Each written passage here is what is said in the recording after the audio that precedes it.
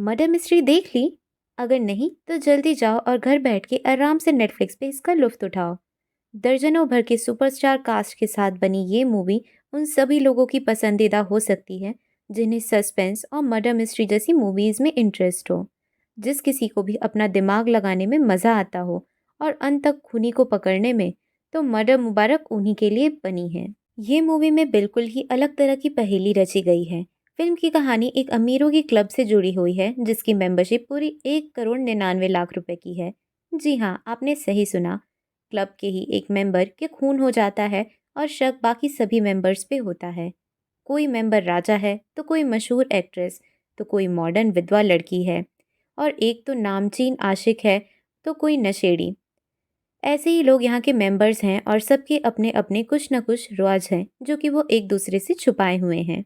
तो अब मर्डर की पहेली सुलझाने के लिए आते हैं पंकज त्रिपाठी जी, जिन्होंने इस मूवी में एसीपी की भूमिका निभाई है। इस कहानी में बहुत ही ट्विस्ट एंड टर्न्स हैं, लेकिन ACP in twist and turn से गुजर कर जब पहेली को सुलझाने ही वाले होते हैं कि तभी एक और मौत हो जाती है। अब कहानी नया मोड़ ले लेती है और अब तक हम समझ जाते हैं कि कहानी को हम जितना सीधा समझ रहे हैं उतना वो है नहीं। खूनी हमारी आंखों के सामने ही होता है, लेकिन हम उसे पहचान नहीं पाते। फिल्म के राइटर ने बखूबी छोटे छोटे राज सबके बारे में बता के हमें सभी पे शक करने पे मजबूर कर दिया है और हमारे दिमाग को अच्छा खासा हिला डाला है।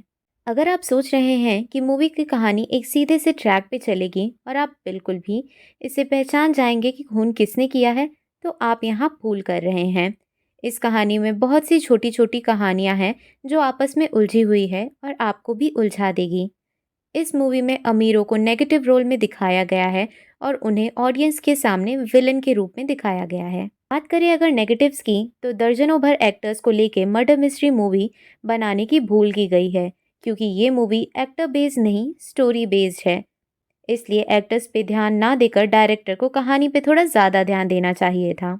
दूसरी बात ये कि मर्डर मिस्ट्री होने के बावजूद मूवी ज़्यादा सीरियस नहीं है। बहुत जगहों पे फिजूल की कॉमेडी डाली गई है जो आपको हंसा भी नहीं पाएगी। फिर बात करें पंकज सर की, तो सभी जानते हैं कि उनकी एक्टिंग स्किल्स कितनी लाजवाब है। डायरेक्टर चाहे तो उनसे बहुत कुछ करवा सकती थी, कुछ रोचक सा, लेकिन वो करवा नहीं पाए। आखिरी में आधा नंबर मैं काटना चाहूँगी मूवी की स्टार्टिंग के लिए, जो कि थोड़ी स्लो है और बोरिंग है। मूवी के बेतुके जोक्स जो कि शुरू में दिखाए गए हैं वो ऑडियंस को मेरे हिसाब से कनेक्ट नहीं कर पाएंगे। बात करें पॉजिटिव्स की, तो कहानी का क्लाइमेक्स इस कहानी की जान है, जो कि 99% ऑडियंस इसे जज नहीं कर पाएगी, जिस वजह से इसकी एंडिंग यूनिक और अनएक्सपेक्टेड है। दूसरा कि कहानी देखा जाए तो बहुत ही अच्छी है और उसका डार्क ह्यूमर लोगों को पसंद आ सकता है। तीसरा नंबर मैं दूंगी सभी के एक्टिंग स्किल्स को। मूवी का सेकेंड हाफ बहुत ही कनेक्टिंग है बिकॉज उसमें सभी के राज खुलते हैं। तो मेरे साइड से मर्डर मुबारक मूवी को 5 में से 3 स्टार। आप अगर टाइम पास करना चाहते हैं और साथ ही मर्डर की पहेली को सॉल्व भी करना चाहते हैं, तो ये मूवी आप घर बैठ के नेटफ्लिक्स पे ज़रूर देखें।